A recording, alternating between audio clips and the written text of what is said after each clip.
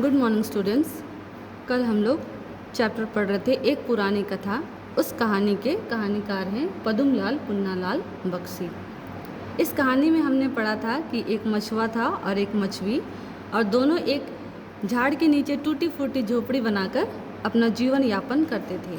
मछुआ का काम था कि वो दिन भर मछलियाँ पकड़ता था और मछली दिन भर दूसरा कामों में व्यस्त रहती थी, और वही मछली बेच करके वो लोग अपना जीवन यापन कर पाते थे। कोई भी मौसम हो, चाहे गर्मी हो, बरसात हो या फिर शरद, कुछ भी मौसम हो, उनका वही काम था कि वो मछलियाँ पकड़े और अपना जीवन यापन करें। एक दिन मछुआ जब मछली पकड़ने के लिए जा रहा होता है तो नदी के पास एक छोटे से तालाब में, छोटे से गड्ढे में उसे एक मछली फंसी हुई दिखती है, और वो मछली उसे पुकार कर कहती है कि मछुए, कृपया करके इधर आइए और मुझे यहाँ से निकालिए, क्योंकि मुझे अच्छी तरीके से तैरना नहीं आता है। आप मुझे इस लता से निकाल करके मुझे पानी पर डाल दीजिए। वो मछुआ उसे लता से हटाकर पानी में डाल देता है और घर चला जाता है। कुछ दिन के बाद उस मछुए को वो मछली दोबारा दिखती है उसी गड्ढे के पास, और कहती है, फिर उसे पुकारती है और कहती है कि मछुए, तुम इधर आओ। फिर बोलती है कि मुझे सुनाई में आया है कि नदी में बहुत पानी है, मुझे नदी में पहुंचा दो। मैं तो खुद से चल नहीं सकती, इसलिए तुम ही कुछ उपाय करो और मुझे नदी तक पहुंचा दो।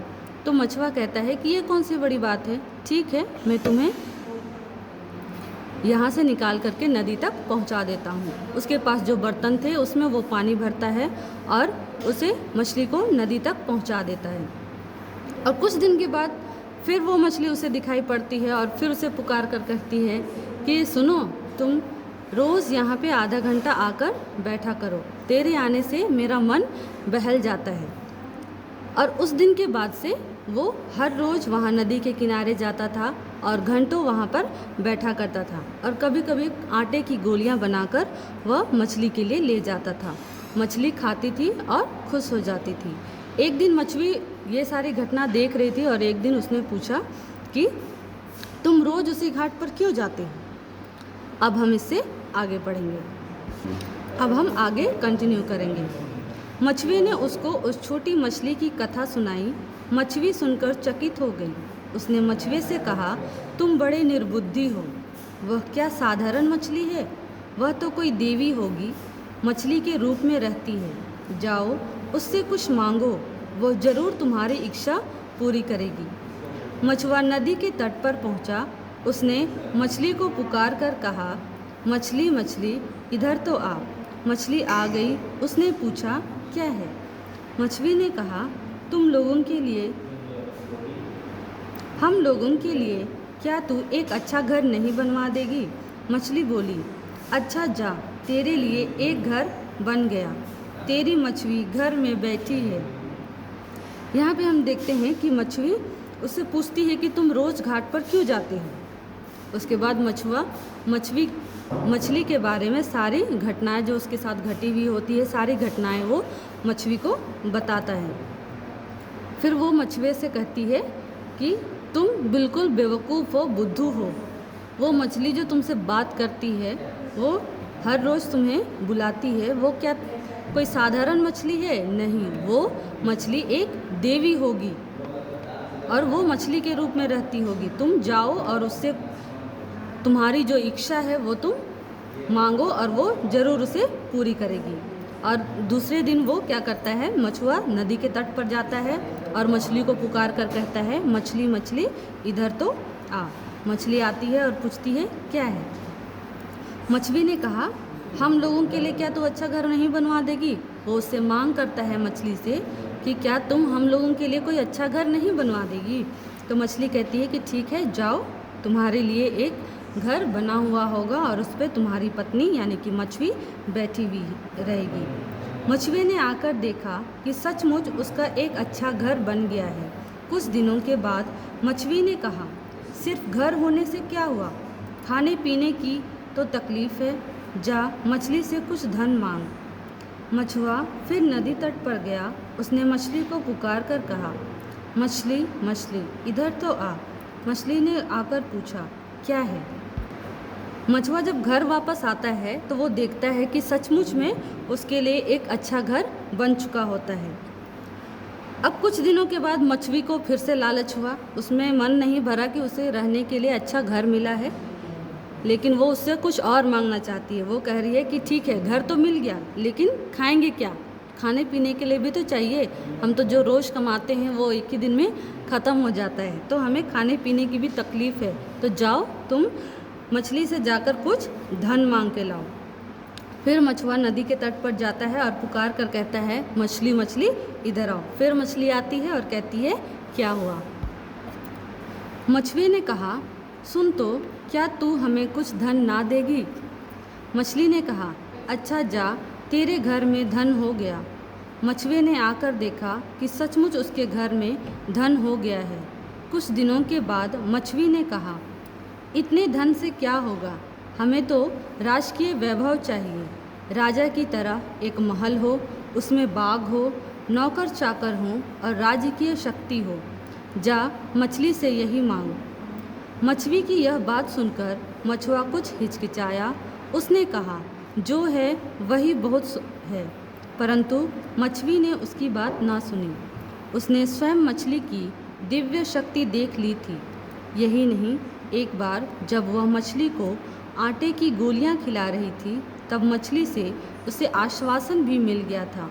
इसी से उसने मछुए को हठपूर्वक भेजा। मछुआ कुछ डरता हुआ मछली के पास पहुंचा। उसने मछली को पुकारा और धीरे से कहा, क्या तू मछली को रानी न बना देगी? मछली ने कहा, अच्छा जा, तेरी मछली रानी बनकर महल में घूम रही है। मछुए ने आकर देखा कि सचमुच उसके घर में राजकीय वैभव हो गया है। मछली रानी बनी बैठी है। कुछ दिनों के बाद मछली ने फिर कहा, अगर सूर्य, चंद्र, मेघ आदि सभी मेरी आज्ञा मानते तो कैसा होता? यह सोचकर उसने मछुए को उसकी इच्छा के विरुद्ध मछली के पास भेजा। मछुए की बात सुनकर मछली रुष्ट होकर बोली, जा जा, अपनी झोपड़ी में रह। मछुआ और मछली दोनों फिर अपनी उसी टूटी फूटी झोपड़ी में रहने लगे। यही कहानी का अंत हो जाता है। जब मछुए ने कहा कि उसे धन भी चाहिए, क्या तुम हम लोगों को धन नहीं देगी? तो मछली कहती है कि जा, तेरे घर में धन हो गया। फिर जब वो घर आकर देखता है कि सचमुच में उसका जो घर है, नया घर, उसमें धन से भर जाता है। वो कुछ दिन के बाद फिर मछली को उससे भी मन नहीं भरता है। फिर वो कहती है, इतने धन से क्या होगा? अब हमें तो राजकीय वैभव चाहिए, मतलब सारी सुख सुविधाएं चाहिए। राजा की तरह महल हो, उसमें बाग हो, नौकर चाकर हो और राजकीय शक्ति, सारी शक्तियां हो, सारे लोग हमारी बातों को सुने। अब अपने पति मछुए से कहती है कि जा और मछली से यही मांग। मछली की बात सुनकर मछुआ हिचकिचाता है थोड़ा तो, लेकिन वो बोलता भी है कि जो है वही बहुत है। परंतु उसकी पत्नी जो मछली है वो नहीं मानती है, और क्योंकि वो उसकी दिव्य शक्ति, जो उसकी अलौकिक शक्तियाँ हैं, उसको उन्होंने देख लिया था, इसकी वजह से। और मछली ने भी उसे दिलासा दिया था कि वो जो चाहेंगी वो उनको ला करके देंगी। इसलिए वो मछुआ डरता हुआ फिर मछली के पास पहुंचता है और कहता है कि क्या तुम मेरी जो मछली है, मेरी जो पत्नी है, उसको रानी नहीं बना देगी? फिर मछली बोलती है, ठीक है, जा, अब तेरी पत्नी जो मछली है वो रानी बनकर महल में घूम रही होगी। फिर मछुआ आकर देखता है कि सारा सुख सुविधा उसके घर में संपन्न है। फिर कुछ दिनों के बाद में फिर मछली कहती है कि अगर जो सूर्य, चंद्रमा, जो बादल है, सारी प्रकृति की जो चीज़ें हैं वो मेरी बात सुनते तो कैसा होता? अब वो क्या करता है, फिर उसको बोलती है कि जा, तुम जा कर के वही उससे मांगो कि सूर्य, चंद्रमा, बादल सारे मेरी बातों को सुने।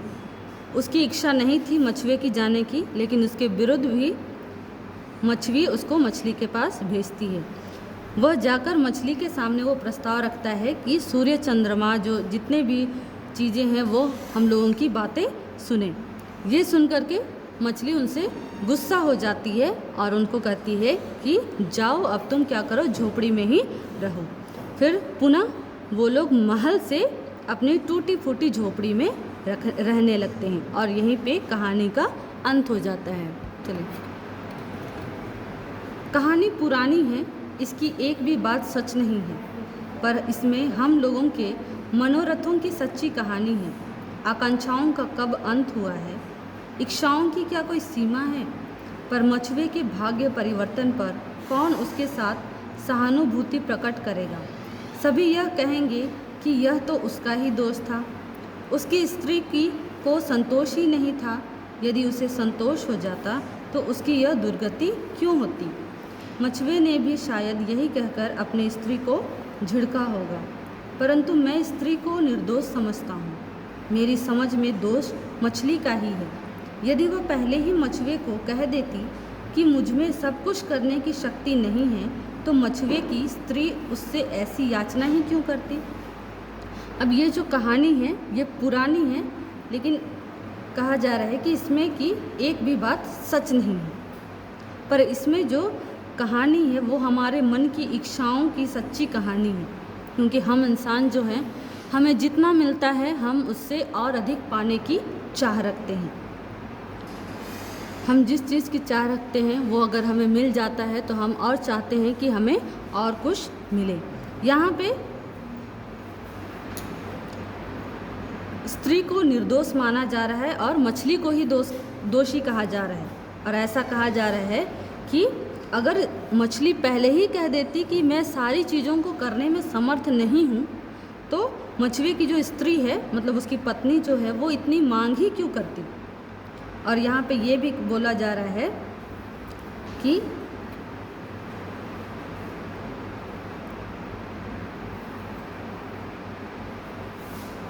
उसको सी नहीं था, मतलब उसकी जो इच्छाएं थी वो कभी ख़त्म होने वाली है ही नहीं थी। उसके मन ही नहीं भरता था कि उसके पास जो है वो उससे संतुष्ट हो। तो यहाँ पे यही कहा जा रहा है कि अगर उसकी पत्नी यानी कि मछली को संतोष ही नहीं होता था कि वो जितना उसके पास होता था वो उससे खुश नहीं होती थी, वो उससे और भी पाने की चाह रखती थी, और अधिक पाने की चाह रखती थी। यदि मछुए की स्त्री में संतोष ही रहता तो वो पहली ही बार अपने पति को मांगने के लिए क्यों कहती।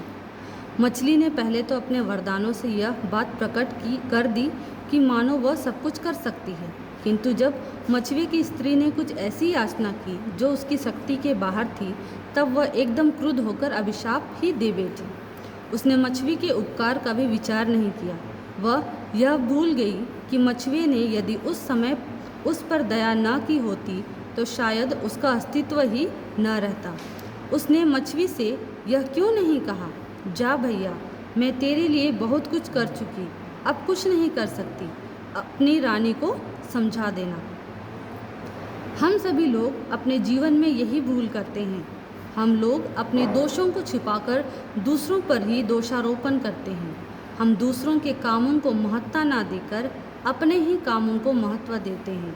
हम यह तो निसंकोच कहते हैं कि हमने किसी का उपकार किया, पर हम यह नहीं बताते कि उसने हमारी क्या सेवा की, उससे हमें क्या लाभ हुआ।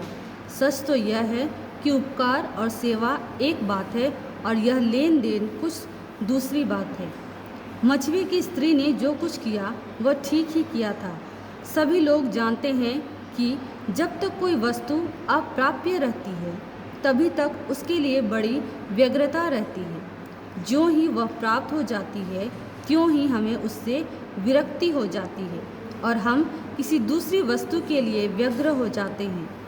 मछुए की स्त्री ने जो कुछ किया वह मनुष्य स्वभाव के अनुकूल किया, परंतु मछली ने जो कुछ किया वह अपने देवी स्वभाव के विरुद्ध किया। उसे तो मछुए पर दया करनी चाहिए थी, उसे उसके उपकार को तो न भूलना था। राजा बनाने के बाद उसे एकदम भिक्षुक बना देना कभी उचित नहीं कहा जा सकता था। यदि मैं मछुआ होता तो उससे कहता, देवी, मैंने तुम्हें जब जल में छोड़ा था तब मैंने यह नहीं सोचा था कि तुम मुझे राजा बनाओगी। मैंने तो वह काम निस्वार्थ भाव से ही किया था। अपनी स्त्री के कहने से तुमको देवी समझकर मैंने याचना की। तुमने भी याचना स्वीकार की, पर तुमने क्या मेरी स्त्री के हृदय में अभिलाषा नहीं पैदा कर दी? क्या तुमने उसके मन में यह आशा नहीं उत्पन्न कर दी कि तुम उसके लिए सब कुछ कर सकती हो? वह तो पहले अपनी स्थिति से संतुष्ट थी। तुम्हारे ही कारण उसके मन में और कई अभिलाषाएं उत्पन्न हुई। तुमने उनको भी पूर्ण किया। उसे तुम्हारी शक्ति पर विश्वास हो गया, तभी तो उसने ऐसी इच्छा प्रकट कर दी जो तुम्हारे लिए असंभव थी। तुमने जो कुछ दिया था उस सबको इसी एक अपराध के कारण कैसे ले लिया? तुम्हारे वरदान का अंत अभिशाप में कैसे परिणत हो गया? तुम्हें मेरी और मेरी स्त्री की स्थिति पर विचार कर काम करना चाहिए था। तुम भले ही देवी हो, पर तुम में त्याग नहीं है, उपकार की भावना नहीं है, क्षमा नहीं है, दया नहीं है। यहाँ पर सिर्फ मछली को ही दोषी समझा जा रहा है, क्योंकि वो एक देवी थी। मनुष्य की जो इच्छाएं हैं वो कभी ख़त्म होने वाली नहीं हैं। यहाँ पर कहा जा रहा है कि ठीक है, अगर मछली ने कुछ भी मांगा, ठीक है, उसकी अभिलाषाएं जो भी थी, लेकिन जो मछली है वो जो क्रुद्ध होकर उन्होंने अभिशाप दिया वो उसके विरुद्ध था। उन्हें अभिशाप नहीं देना चाहिए था, उन्हें उसे अच्छे से मना करना चाहिए था। यहाँ पे हमें बताया जा रहा है, यहाँ पर ये भी बताया जा रहा है कि जब तक कोई चीज़ जिसको हमें पाने की इच्छा है वो दूर तक रहती है, प्राप्त होने के कगार पर नहीं रहती है, तभी तक हमारे मन में इच्छा रहती है कि हम उस चीज़ को पा लें। लेकिन जब वो हमारे पास आ जाती है तो हम नई चीज़ों के बारे में सोचने लगते हैं कि जो नई चीज़ें हैं वो अब हमारे पास कैसे आए। जो चीज़ हमें पाने की इच्छा थी वो आ गई हमारे पास, लेकिन जब वो चीज़ आ गई तो हम उससे और अधिक पाने की चाह रखते हैं। और इसी प्रकार से यहाँ पे मछली को ही दोषी ठहराया जा रहा है कि अगर आपको नहीं करना था, उसकी याचना पूरी नहीं करनी थी, तो आपको साफ साफ बता देना चाहिए था कि मैं आपकी याचना पूरी नहीं कर सकती हूँ, आपको अभिशाप नहीं देना चाहिए था। ठीक है, तो इस कहानी को पढ़कर हमें यही शिक्षा मिलती है कि हमारे पास जितनी चीज़ें हैं जो है उसी में संतुष्ट रहना चाहिए और अधिक पाने की इच्छा नहीं करना चाहिए।